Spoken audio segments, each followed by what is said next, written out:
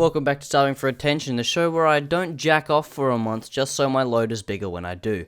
Today I wanted to take the time to talk about retro gaming, because now I've just realized that the PS3 and Xbox 360 and Wii are all considered retro. Crazy, right? But it's true. How does a console or game become retro, you ask? Well, it's when it gets 15 years old.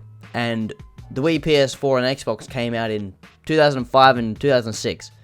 So now that means that we're retro. It's crazy to think that as a kid, I would play the N64 at my nan's house with my dad and uncle, thinking that those games were so old, but realistically they weren't even retro yet.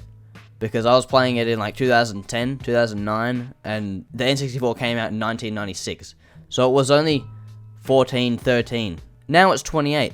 If it was a person, it'd be paying off a mortgage. I've always been interested in gaming, mainly Nintendo, and Nintendo's old as shit.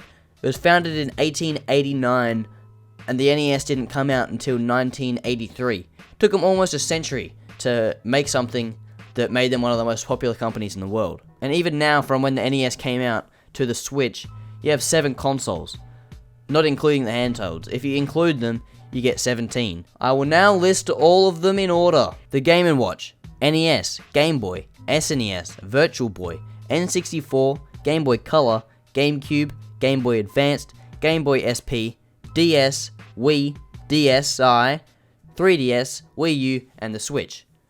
And kids nowadays don't even know what a fucking DS is, because they stopped making handheld consoles because of the Switch.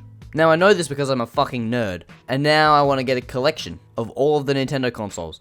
I'll probably get an Xbox 360 as well, just because I like that console and it looks cool. The one that I've always wanted to play, wanted to try out, that I've never even seen in real life, is a GameCube.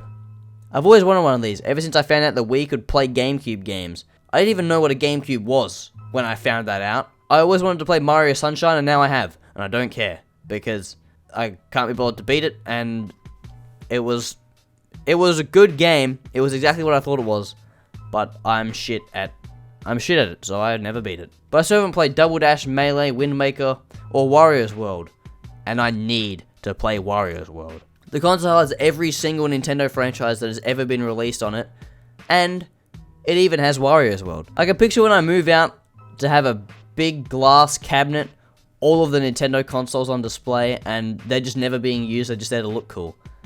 Only one that I would have plugged in is the newest one of all the, of the Nintendo, and probably the newest PlayStation or new Xbox. I will only have one, I'm not going to buy both of them.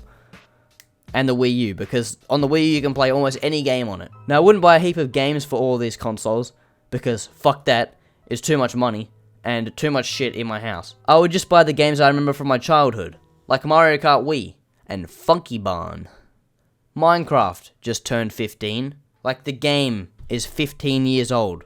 Does that mean Minecraft is retro now? Like obviously you'd think, well yeah, technically, because it's 15, but it's a game that millions of people play on a daily basis, and it is the most sold game ever. Can you really call that retro? I think yes and no. I'm bisexual. Yes, it's 15, and I want to touch it, so basically it's retro. And the graphics are blocky, and it's meant to look retro, but that's what I mean. It's meant to look retro. It's like, even with the millions of people that own it, the idea that the game was made to look retro, and is now literally a retro game, fucks me up, because it's kind of a timeless look. There's always going to be games that try to look retro, so Minecraft can't get outdated, like how Xbox 360 games look arse now. I think Treyarch should take some advice from Minecraft and realize that the game doesn't need to look so good that it's fucking 300 gigabytes.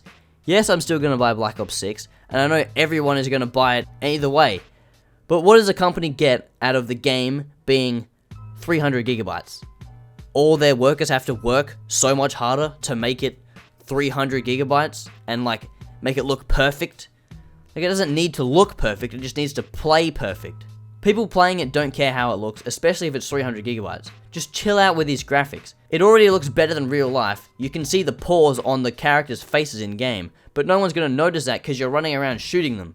And motion blur makes it blurry anyway, so you can't see it. I think it's just weird having a gaming console that's retro now, that you use discs for. We still use discs today, And yes, the PS1 had discs, and that's retro, but they came in music cases, and it looked weird, so it doesn't matter, and it's different.